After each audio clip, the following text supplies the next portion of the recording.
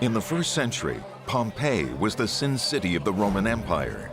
Here, Rome's elite reveled in sex and sadism. Meanwhile, the earliest followers of Jesus were preaching repentance to the Romans and predicting the end of days. And then it happened. The Vesuvius volcano erupted and wiped out Pompeii and neighboring Herculaneum. Was the eruption the best thing that could have happened to Christianity? Did Vesuvius provide Christianity with the launch it needed? This is one of the secrets of Christianity being unearthed by investigative journalist Simcha Jacoobovici.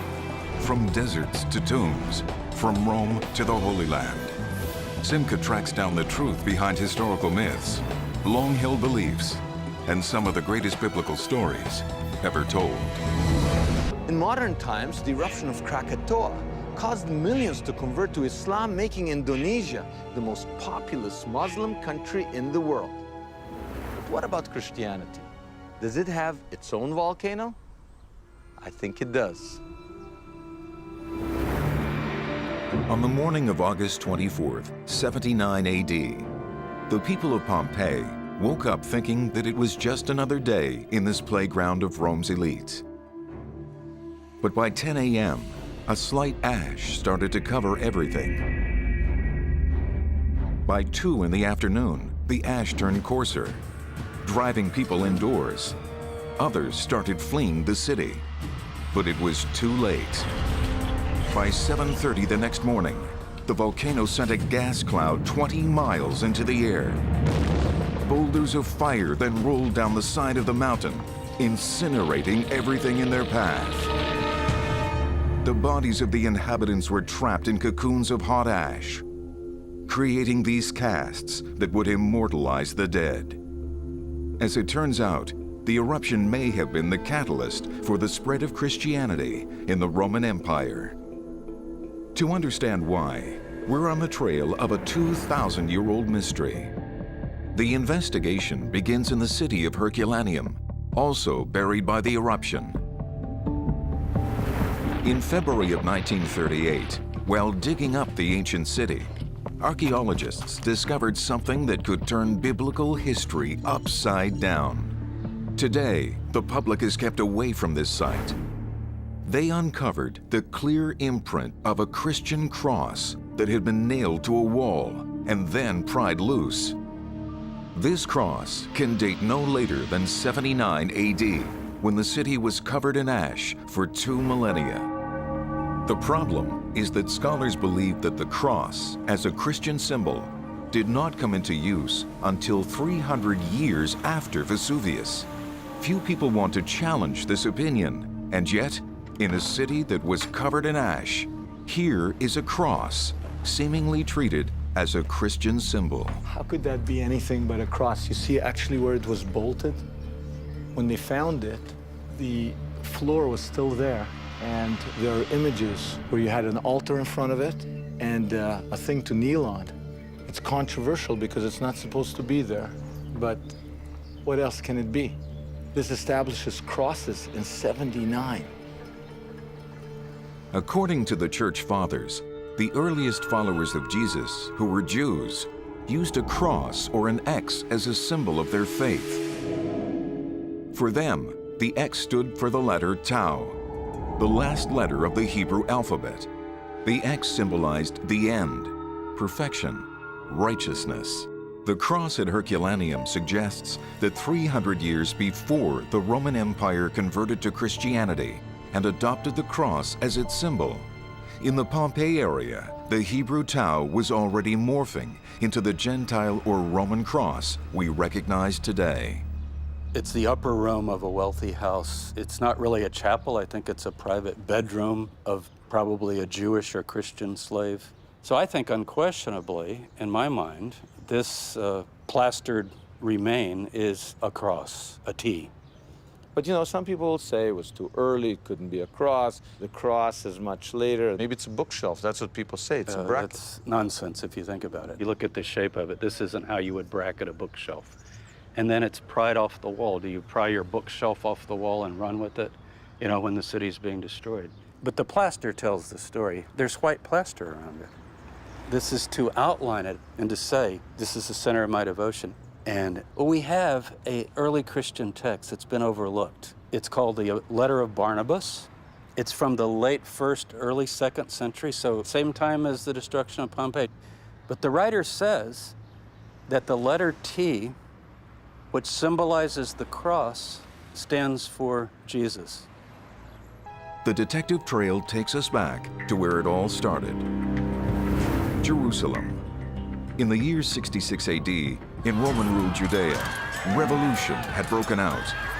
After 4 years of fighting, the Romans captured Jerusalem and its temple, Judaism's holiest site. The Roman general Titus torched the temple and turned hundreds of thousands of Jews into slaves. Among them were the earliest Christians from places like Jerusalem, Bethlehem, and Nazareth. Some of these slaves must have known Jesus.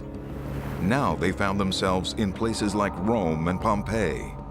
They were disgusted by what they saw, a culture where power and violence were the currency of the day, and sex was a religion. It's almost impossible to know just what to make out of all the sex in Pompeii. The way that just a great phallus can stick out of a wall in a street as you walk past. If I'm a Christian or a Jew brought in as a slave to Pompeii, I'm walking down streets where there's phalluses, what would I have thought being thrown into the world that was Pompeii? I think what worries them is how they have to live. Do they have to live as slaves offering sexual services? That's where the real moral crunch will come. That's the grim law of war, that if you're defeated, you are enslaved, you're led off in captivity, and you have to do precisely the things, the giving pleasure to others, that is always unpleasant for you yourself. For these deeply religious slaves, it must have seemed as if they had stepped into Sodom and Gomorrah. And then, 9 years after the destruction of the Jewish temple, Vesuvius erupted. Ironically, Titus, the very general who had destroyed the temple, was the newly installed emperor of Rome.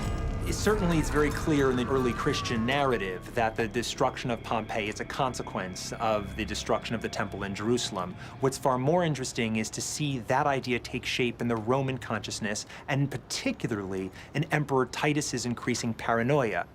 We're talking about someone who feared fire greatly, and for good reason, given what happened in Vesuvius. He's also facing an epidemic where people are febrile all throughout Rome, and that increasing fire within made Titus take cold baths and actually bury himself in snow.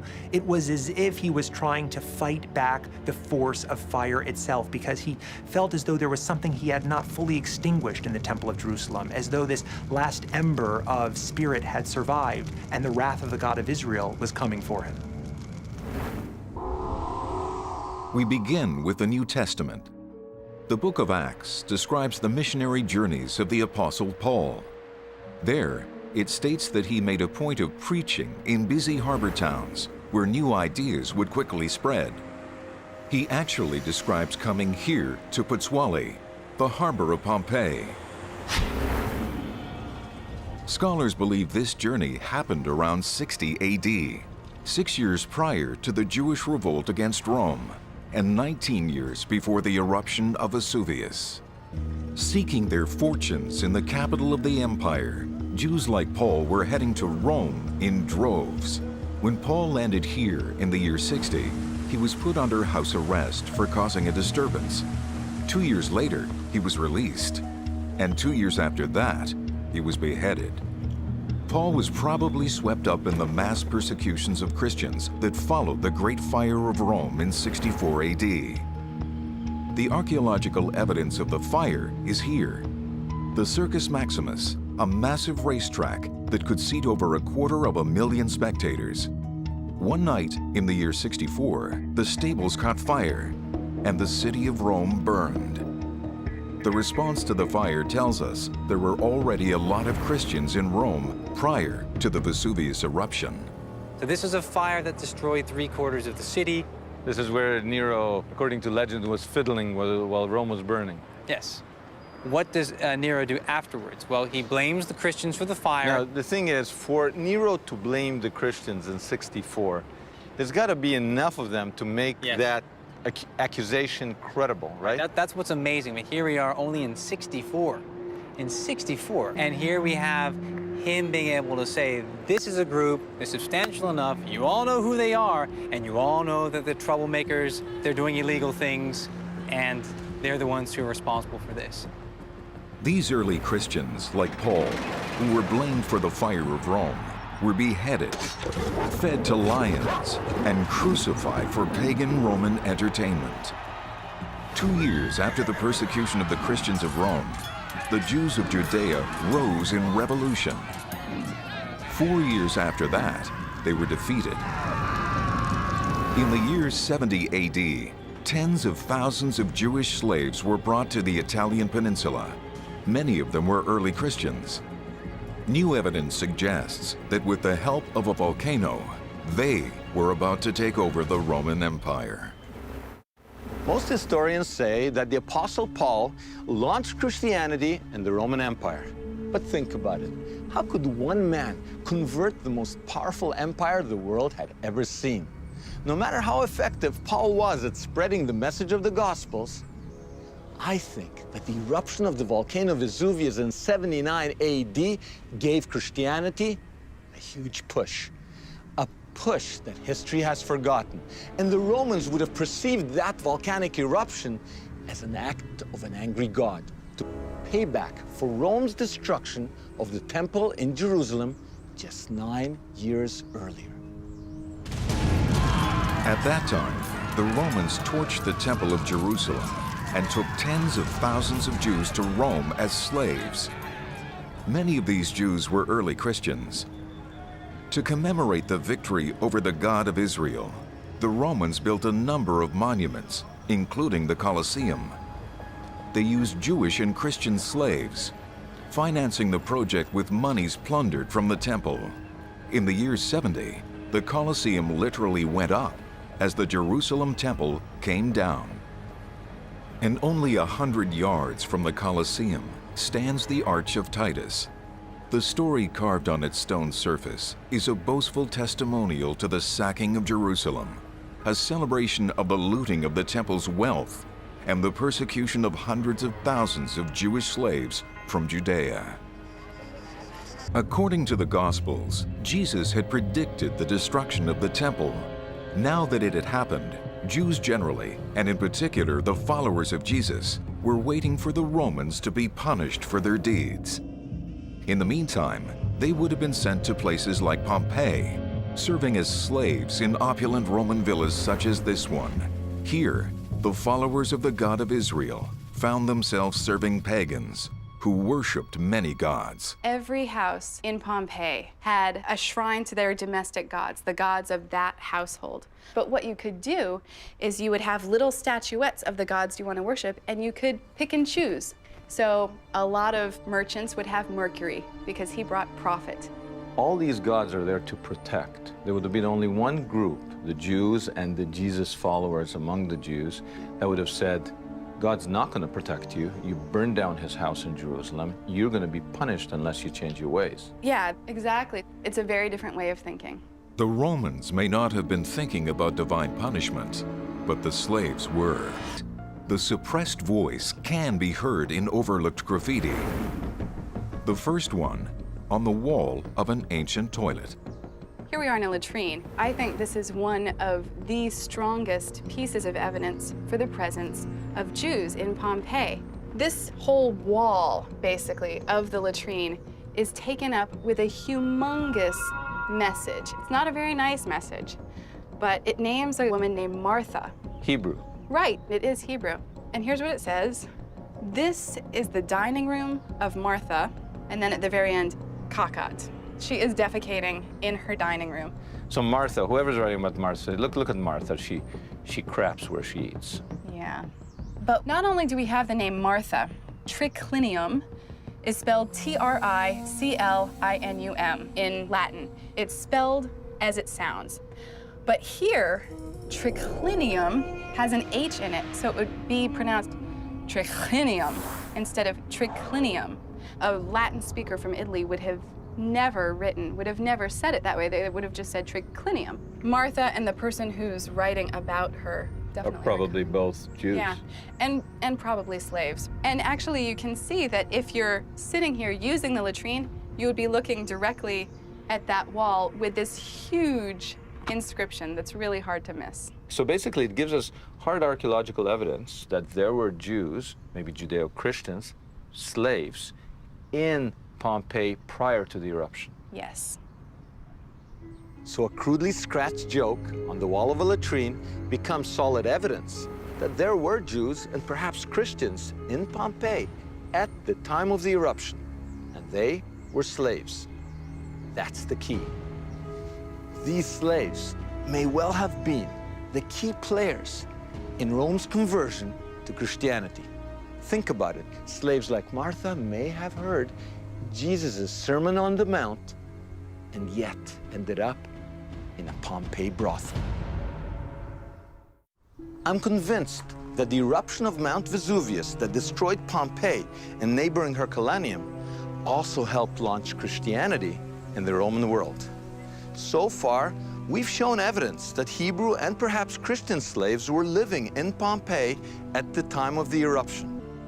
Just across the street, there is a building known as the Hotel of the Christians. And we're heading into the atrium. This is called the Hotel of the Christians, partly because there are many small rooms around the atrium, so it's thought that this could have served as some sort of hospitality establishment, but of the Christians, because very early on in 1862, there was discovered a very enigmatic graffito. But there's this one word that has fascinated everyone, Christianos. This charcoal graffiti had been preserved under ash for 1,800 years until archaeologists uncovered it. Exposed, it became susceptible to the elements. Aramaic is a Hebrew-like language that Jesus spoke. According to this theory, to understand the inscription, all we have to do is swap the Latin letters for Aramaic ones. When you do that, I can even understand from modern Hebrew, it says, a strange mind has opened. The cluster of clues pointing to an early Christian movement in Pompeii is incredible. A cross found in a bakery, a baker who covers phallic symbols, and the same baker who in his own home has a graffiti of the Hebrew word marked for utter destruction. It seems that he was trying to protect his family from what he believed was imminent destruction. That destruction was not long in coming. In 79 AD, just 9 years after the temple in Jerusalem was destroyed, ash began to rain down on Pompeii. Right where we're standing now, we would have been inside the volcano, inside the nozzle of a giant rocket engine that's firing its thrust straight up into space, basically. 10,000 tons of rock that are going up into the atmosphere per second. It flows like a giant red-hot tsunami over the land. And the cloud itself is hot enough to radiate enough heat to ignite the trees that are pinwheeling toward people. If you saw this thing coming, you would try to get away, but you just did not have a chance. To experience the devastation from the perspective of a Pompeian family, Charles Pellegrino takes Simcha from the mouth of the volcano to a middle-class home on the edge of the city. So, Charlie, what's the significance of this place? Some of the Roman letters and writings that have survived, specifically Pliny the Younger, who was 17 years old at the time, he gives us the time of the start of the eruption, around lunchtime. And what we're seeing here is the relatively gentle eruption. You have people who are able to climb up on top of the pumice, hoping that whatever is going on, it is going to slow down, it's going to stop. It's almost like people at a flood. You keep trying to go higher, Right. and then you hope it stops, and then you're gonna drain. Right, and right on top of this very sequence higher up, we find the people themselves. Okay, now let's follow in the footsteps of the family. Okay. Take us right up. Perhaps the people are able to make some kind of rudimentary shelter, which is suggested by the wood that we see here. Herculaneum dies between 12 and 1 a.m. The first surge cloud goes right through Herculaneum, hotter than steel emerging white hot from a furnace. And within about a 3-second period, every person, every animal, every plant, the termites and even the bacteria are instantly carbonized. Over here in Pompeii, life still goes on for a while. But at about 7:30 a.m., the fourth surge cloud. This is right here. Right here, literally megatons of it, and it surges across the ground like a tsunami made out of ash. And here the people would have died in a time frame within 2 seconds, possibly less than 1 second. These are the people who were able to climb up on top of it. Here you can even see one figure that's putting an arm over another figure. There are skeletons inside every one of these casts.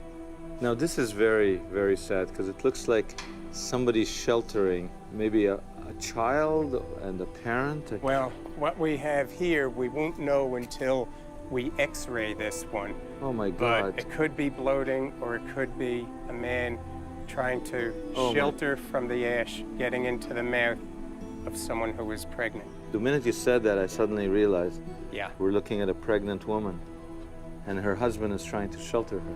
yeah. A few weeks after the eruption that may have killed as many as 20,000 people, an overwhelming number by ancient standards, Pompeii was a cold corpse of a city. People had died where they were. Thousands of bodies lay in their homes and out in the streets. The whole city was buried in small pumice stones and ash, up to the top floors. But there is evidence that after the eruption, Romans from other towns tunneled down to floor level, crawling on their hands and knees, coming face to face with the destruction. The tunnelers recorded their interpretation of the events as the wrath of God. Post fata novissima, after the most recent fata, the sun strengthens these pleasing to God people against the cold people. Almost like a biblical reference, that this is punishment, divine wrath. There are those people, and this is a very biblical terminology, who are pleasing to God, and there are those people, the pagans, who are not pleasing to God, and they're dead, they're frozen. You can literally see the wrath of God. Strikingly, the eruption of Vesuvius parallels a much earlier story that Jews and Christians knew all too well: Sodom and Gomorrah. Sister cities whose inhabitants were notorious for their sexual deviations. The book of Genesis records that as punishment for their sins, Sodom and Gomorrah were destroyed by fire and brimstone. Incredibly, there's a graffiti that directly links Pompeii to Sodom and Gomorrah. Today been made into a kind of modern guardhouse. But in the first century, this was somebody's home. And maybe the day of the eruption, or even the day before the volcanic eruption, somebody hastily scrawled on the wall in charcoal the chilling words, Sodom and Gomorrah. I mean, somebody literally is writing this while the ash is falling down. Possibly, yeah. It's not there anymore. It was on one of these walls that's now modern plaster. Wow. And it's been taken off to some museum. What do you make of this charcoal inscription showing up here? This has to be a Jew or a Christian who's thinking, why is the volcano erupting?